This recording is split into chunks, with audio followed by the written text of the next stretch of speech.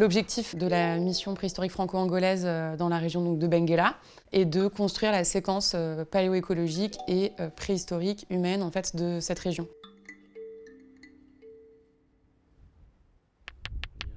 Pour ça, on a commencé en 2019 à travailler sur les plages de Mormolo, qui sont à environ 100 mètres d'altitude, avec de l'âge de la pierre ancien.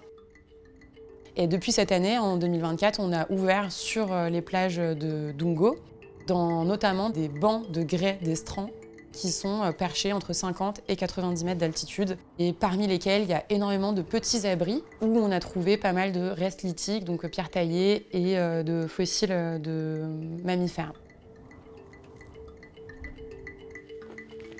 C'est au cours donc de ces prospections qu'on a découvert l'abri de Dungo 16, qui est un abri sous roche en grès, dans lequel il y a 2 niveaux archéologiques, tous les deux de l'âge de la pierre récent.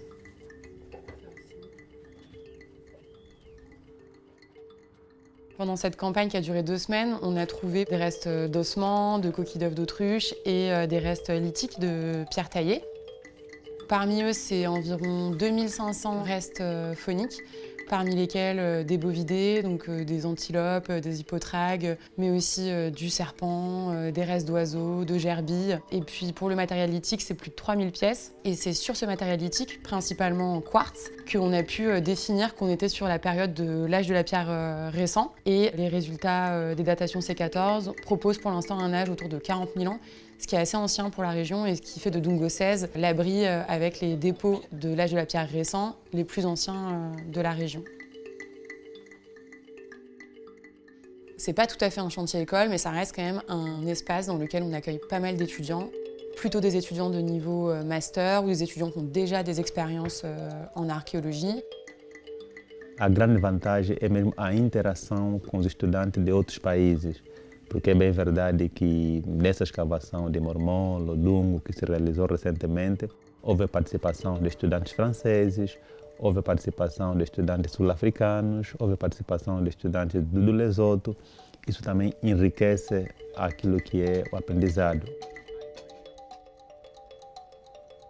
En fait, cette année 2024, c'était une année qui a été beaucoup axée sur la prospection, que ce soit des matières premières pour l'expérimentation lithique, que ce soit la prospection des sites entre 50 et 90 mètres d'altitude pour les périodes plus récentes de la préhistoire, ou que ce soit la prospection en paléontologie du Miocène. Quando chega naquilo que toca à riqueza dos sítios arqueológicos que dispõe de Angola, fala do Dungo 3, Dungo 4, inclusive até do próprio Dungo 14.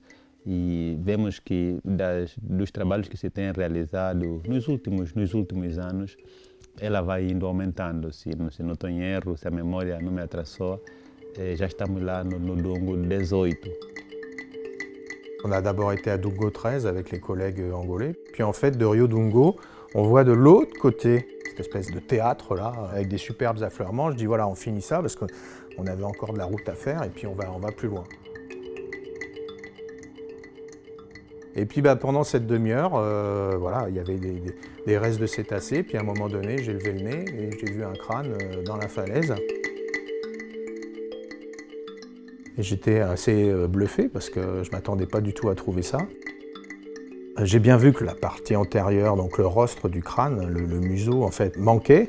Mais j'ai vu aussi ces arcades zygomatiques très très fortes. Je me suis dit, oh, c'est sûrement du Sirénien parce voilà, il y avait des dents de requin partout, du gastéropode, enfin on était clairement dans du marin. Puis j'ai regardé dessous pour voir les dents. Et puis là, j'ai réalisé que les dents ne ressemblaient pas du tout à celles d'un Sirénien, mais plutôt à un cochon.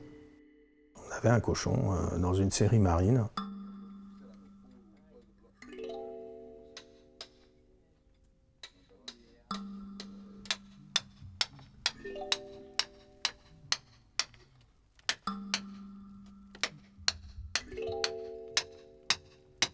A escavação estava muito boa, porém um pouquinho difícil porque o sedimento estava mais ou menos duro e por outra nós tínhamos uma pedra no topo e era necessário que a gente tivesse cuidado suficiente para que aquela pedra não caísse sobre nós. Mas o incentivo foi maior, porque o nosso objetivo era remover o crânio daí o mais rápido possível para que tão logo nós pudéssemos obter os resultados do mesmo crânio. E como foi o resultado, bastante satisfatório.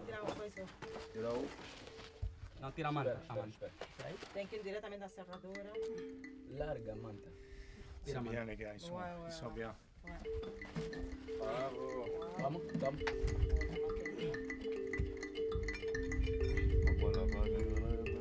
Évidemment, on avait pris beaucoup de sédiments derrière, autour, etc. Et donc, il a fallu un petit peu préparer, essayer d'en dégager le plus possible pour pouvoir l'identifier.